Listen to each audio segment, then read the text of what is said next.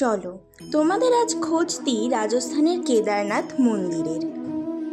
আসল নাম শ্রী ব্রজ কেদারনাথ ধাম, যেটি রাজস্থানের ভরতপুর জেলার কাম্যবন এলাকায় অবস্থিত। বিলন্ড ও বড়োয়ারিয়া গ্রামের মাঝামাঝি পাহাড়ি অঞ্চলে অবস্থিত।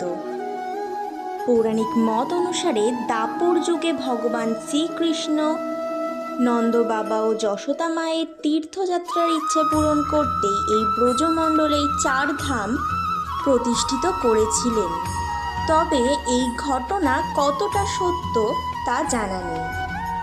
তবে শ্রী ব্রজ কেদারনাথ ধামের প্রাকৃতিক সৌন্দর্য মনকে আপ্লুত করে তোলে। তো চলো ফার্স্ট থেকে ভিডিওটা শুরু করা যাক।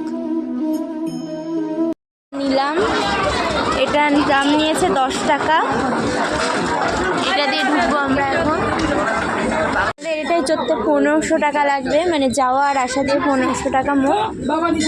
প্রস্থান করা যাক।